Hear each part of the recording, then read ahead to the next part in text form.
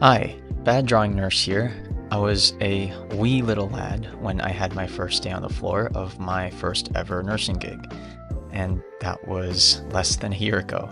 But I started off first shadowing my preceptor as she went through her day, and by the next week, I was off to take care of one patient. This small introductory jump wasn't too bad, but boy, did I have a lot of questions and concerns. What does this med do? How do we prepare someone for this surgical procedure? When is it appropriate to call a rapid response team for this person, etc.? I was simply looking at the tip of the iceberg when it came to being an RN at a step-down ICU, yet I already felt so overwhelmed with everything there is to do and know about taking care of just this one person. It took time and practice and lots of questions, but with the help of my preceptor, colleagues, and other resources around me, my nursing brain slowly grew. As I moved on to two patients, the information overload started to turn slowly into something I called taskful overload. I started to develop an understanding of how and why we do certain things for the people we're taking care of, but it also started to become a matter of how do I fit in time to do this thing with this patient when I have this thing to accomplish for my other one. The skill I honed in on during this phase of my early nursing career was time management. I had to be efficient with what it was that I was doing. I had to practice doing the basics to the point they became like the back of my hand. And they usually ranged from getting my practice in with placing IVs, since, to be honest with you, is still an ongoing fight for me to fix my win to loss ratio. I spent every day learning how to communicate needs with physicians without being compelled to write whole essays, to even more specific assessments such as doing an NIH stroke scale without spending a minute after every step trying to remember the next one. Again, it took time, practice, and still lots of questions to hone in on these skills that I'm still working to improve each day I'm on the floor. When it came time to throw my third patient into the mix, I realized I had to work on my prioritization skills. It's one thing to get something done for people how they want it and when they want it, but I had to grow into the nurse who looks out for what is best for not just that individual, but for the other people depending on my care. There were and still are times I ask myself who and what comes first. Allowing myself to ask that question helped me understand how to prioritize tasks and somewhat plan out my shift from start to finish. Never forget as well that you're never alone, and not to be afraid to ask for support.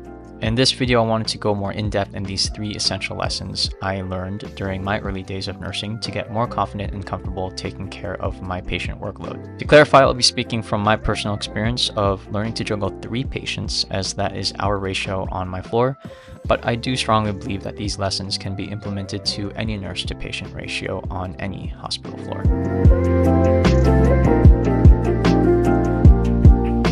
I'm sure you've heard the saying, there are no stupid questions. That is an idea I think every good preceptor and colleague should hold at heart, as we all start with a lack of knowledge regarding something we've never experienced before in practice. We're bound to ask questions about the unknown for clarity. That's all I did when I first started on the floor. I still do it to this day even. But I believe even the most seasoned of nurses experience something worth asking about. But how does this relate to your workflow on the floor? When you don't take advantage of the moments you can ask questions about something confusing to you, it will only make future bad situations even worse. Imagine being in a code blue and you've been given the essential task of doing compressions on a patient who's lacking a pulse. Now all that ACLS training may have prepared you some for this moment, but it just does not feel the same as working with a dummy on the table. You initiate compressions as time means everything in a code, and you feel a crackly pop as you push down. You panic as no one ever warned you that when you go as deep as you should in CPR, that usually involves breaking some ribs of the person you're trying to save. Asking the right questions not only prevents moments of hesitation like this one, but it also helps you stay calm and collected when working with your group of people throughout the day.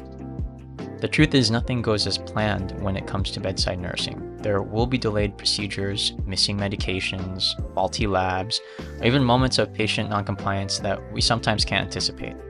But rather than not knowing what to do in those situations when they happen and taking extra time to figure it out, the best way to not get derailed is to stay 1 foot ahead of the game. You know what to do because you already asked about it with your preceptor, or if you start your day working with someone expecting a procedure you've never heard of, do some research, ask around, or everyone's favorite work friend, Google.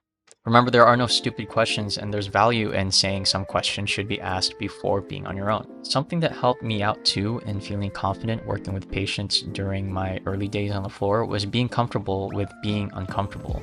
It's crazy to think about where I was when I started as a new grad nurse compared to how I am now, and it hasn't even been a full year. It's because there's this barrier of uneasiness that you slowly hurdle over as you grow in your field, and most of it comes from the anxiety of not knowing how to do certain parts of your job. But the best way to learn how to do your job is to do your job.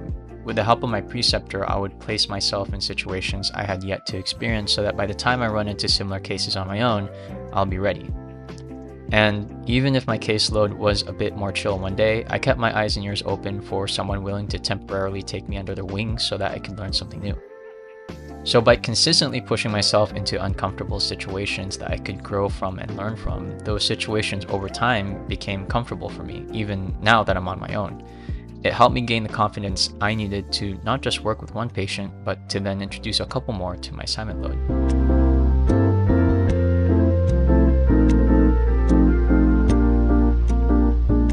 Time management was yet another lesson I slowly fine-tuned while on the floor. While previously I spent a lot of my brain power understanding why we do certain things in nursing, this phase of my new nursing growth revolved around the how. The basics of nursing can sometimes take up too much of my time, and I felt that even more once I moved on to taking care of 2 patients now instead of 1. I took my time, perhaps too much time, when giving people their medication or taking someone's vitals, doing the head-to-toe assessments, and then even my daily documentation, which I think a lot of people can vouch doesn't really get any easier. Everyone will be slow in the beginning, and that's okay, but as you take one more step closer to meeting your goal nurse to patient ratio on your floor, these are the tiny improvements that you can make so that your shift may go by much, much smoother. It may take some research, reading up on your hospital policies, or having these discussions with your preceptors to get better at your usual nursing duties. But again, like I said before, the best way to improve your job is to do your job. It will take time and practice, but eventually, a small task that may have taken up much of your time and mental power will slowly become something you can do with your eyes closed, though I would not recommend doing that. Something I did that helped me improve my efficiency in accomplishing my nursing routine was to time myself. I would take note of how long it took to be in a patient's room for a certain task and then compare it to another time I did something similar. For example, I noticed it took me about 15 minutes to do an NIH stroke scale, which is an essential assessment in identifying whether someone is suffering from a new or worsening stroke, or just to simply gauge if someone is slowly improving from a recent one. I noticed that the rest of my colleagues would take on average between 5 to 10 minutes to do their NIHSS, and so I made it a goal to reach that time frame as well. You save 5 to 10 minutes on one thing, and you save another 5 to 10 minutes on another, and eventually you're giving yourself more time to breathe and more time to think. It's tough to be an effective nurse without being an efficient one, and vice versa. Another point you'll most likely come across in your practice is figuring out how to juggle conversing with your patients in light of everything else you have to do. Talking with patients can become one of the most time-consuming parts of nursing, but in my opinion, it's one of the most important parts. One tip I have for you is to converse with a patient as you accomplish the assessment you're doing, or when you give the meds you're giving, or even the Foley you're emptying.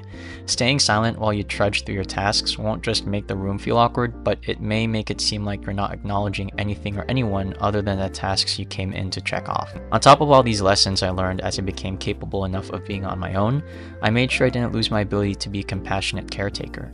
Remember, your job isn't to complete an order set on a screen, it's to help guide this whole person in front of you back to health who might just want to be seen.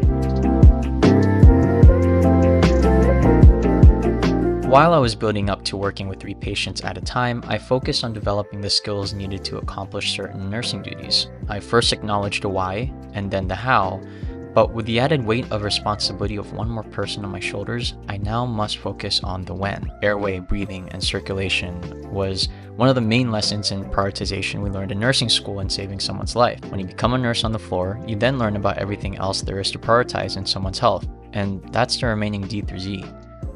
One thing that caused me to fall behind some mornings when starting off as a new nurse was that I took too long figuring out who to see, and what to do first. This all in all stems from my lack of ability to do this one thing, and this relates back to the first lesson I learned. It's asking the right questions. What is this person in for? How is their night? If they have a procedure coming up, what is it? And do we have a time? Are they expecting to be discharged today? Are they independent or in need of assistance to do certain activities? Are there any new stat additions in the order set? When you're able to ask yourself and answer these questions at the beginning of your shift and throughout your day, it will become much easier for you to prioritize seeing one patient first over the other. Again, when we all start off, that's a barrier that just takes time and experience to hurdle over. But I wanted to highlight this point now so that any new grad just starting their path on the floor or nursing students wondering how to be in the workforce can spend less time thinking about doing something and just doing it. Remember, you're not alone. You're a part of a collective group of caretakers. Around you and your patient are your other nurses, CNAs, the charge nurse, the nurse manager, and even the other specialties that come in to provide for someone who can be a much needed support at your desperate times. And the easier it is for you to support your people, the easier it is for you to support yourself. My hope in this video is to relieve you of the anxiety and unknowingness when taking steps to be an individual nurse on the floor, no matter the number you have to juggle, which I hope is safely capped where you're watching from. Be smart, be efficient, and don't hesitate too much. Yes, give yourself time to think, but don't overdo it. Finally, don't be afraid to ask for help. We all start on the same level with the same amount of experience, and if you were anything like me before my first job, that was little to none. Take care of yourself and take care of your patients. Bye.